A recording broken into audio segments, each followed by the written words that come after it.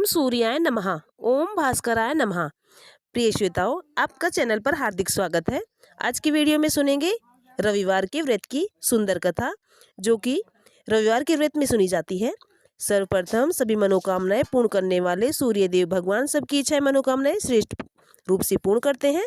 सुबह स्नान से निर्वृत्त होकर के स्वच्छ वस्त्र धारण किए जाते हैं। शांति चित होकर के परमात्मा का स्मरण किया जाता है, जो कि भोजन एक समय अधिक नहीं करना चाहिए। भोजन करते समय ये ध्यान देना है कि भोजन एक समय ही किया जाता है और यह सूर्य प्रकाश रहने के उपरांत ही भोजन कर लेना चाहिए, जो कि या फलाहार या भोजन अन्न का ग्रहण नहीं किया जाता है। एक समय ही भोजन करते हैं, जो कि मिष्टान मीठे भोजन का व्रत में ग्रहण किया जाता है। साथ ही एक समय भोजन किया जाता है, जो कि अर्घ्य देने के उपरांत सुबह स्नान से निर्वृत्त होकर के व्रत का पालन किया जाता है। व्रत के अंत में सूर्य व्रत की कथा भी सुनी जाती है। व्रत के दिन नमकीन तेल युक्त भोजन कदापि नहीं करें और इस व्रत के करने से मान सम्मान बढ़ता है, अर्थात शत्रु का क्षय होता है। आँख की पीड़ा के अतिरिक्त अन्य सभी पीड़ाएं दूर हो जाती हैं। ये व्रत जो होता है अत्यंत ही रूप से महत्वपूर्ण व्रत होता है।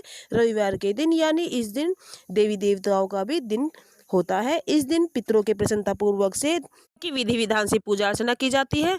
श्रद्धा और भाव निष्ठा के साथ सूर्य देव भगवान की पूजा अर्चना करके विधि विधान से इनको जल अर्पित किया जाता है। ये अब सुनते हैं रविवार के व्रत की कथा। एक गांव में एक बुढ़िया माई रहती थी। उसका नियम था कि प्रति रविवार के दिन सवेरे स्नान से निर्वृत्त होकर के रोशन की गाय का गोबर लाती और घर को लीप करके भोजन तैयार करती थी। फिर सूर्य भगवान नारायण को भोग अर्पित करती थी और उनकी पूजा अर्चना श्रद्धा और भाव निष्ठा के साथ करती थी। व्रत करने से उसका घर धन धान्य से भरपूर आनंद से परिपूर्ण था। इस तरह से कुछ दिन बीत गए थे। उसकी पड़ोसन विचार करने लगी कि ये वृद्धा तो सुबह सवेरे आती है, मेरी गाय का गोबर ले जाती है, इसलिए वह अपनी गाय को घर के अंदर बांधने लगी। बुढ़िया के गोबर ना मिलने के कारण रविवार का दिन आया। अपने घर को वह लीप ना सकी, क्योंकि पड़ोसन ने उसे गोबर नहीं लेने दिया गाय माता का। फिर इसलिए उसने न तो भोजन बनाया और ना ही भगवान को भोग लगाया और स्वयं भी भोजन करे बिगैर ही इस प्रकार से निराहार रहकर व्रत किया और भूखी ही सो गई। रात जैसे हो जाती है तो भूखी सो जाती है और भगवान उसके स्वप्न में आकर कहते हैं कि हे माता, ना तो आज भोजन बनाया है और ना मुझे भोग लगाया है। तभी वृद्धा माता ने कहा कि गोबर न मिलने के कारण मैंने भगवान को भोग भी नहीं लगाया और ना ही मेरे घर में आज भोजन बना है। हे माता, हम आपको ऐसी गाय देंगे जिससे तुम्हारी सभी इच्छाएं मनोकामनाएं पूर्ण होंगी और सभी मनोरथ पूर्ण हो जाएंगे, क्योंकि तुम हमेशा रविवार को गाय के गोबर से घर लीपती हो और भोजन बनाकर मेरा भोग लगाती हो और खुद भी भोजन करती हो। इससे मैं अत्यंत ही प्रसन्न हूँ और मैं तुम्हें वरदान देता हूँ माता, माता तुम्हें अंत में मोक्ष की प्राप्ति होगी। स्वप्न में ऐसा वरदान देकर के भगवान वहां से अंतर्ध्यान हो गए।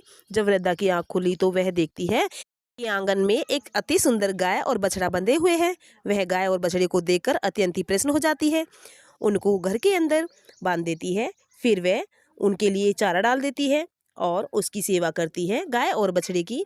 और उसकी पड़ोसन बुढ़िया माई के घर में जब अति सुंदर गाय को देखती है और बछड़े को देखकर देश के कारण उसका हृदय जल जाता है। वह ईर्ष्या करने लगती है।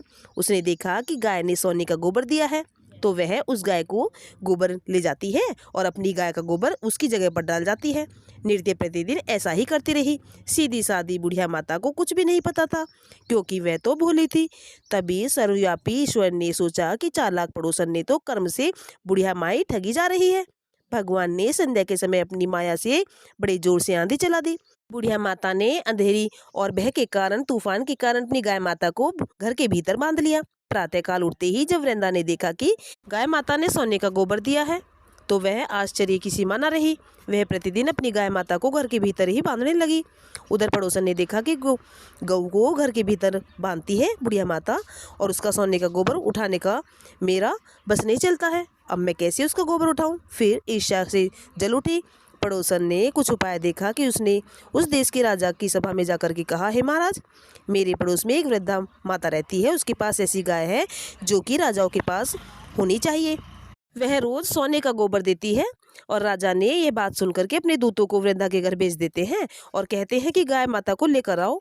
वृंदा प्रातःस्वर का भोग लगा करके भोजन ग्रहण करने जा रही थी, तभी राजा के कर्मचारी आ जाते हैं और गाय माता को खोलकर ले जाते हैं। वृंदा काफी रोई चिल्लाई, किंतु कर्मचारियों ने एक न सुनी। उस दिन वृंदा गाय के वियोग में भोजन न खा सकी और रात भर रो रो कर ईश्वर से पुनः ही याद करने लगी और उनसे प्रार्थना की कि हे प्रभु, ये किस कर्म की मुझे सजा दी है। उधर राजा गाय को ले जा करके बहुत प्रसन्न हुआ, लेकिन सुबह जैसे ही वह उठकर देखता है कि महल में गोबर गोबर दिखाई देता है।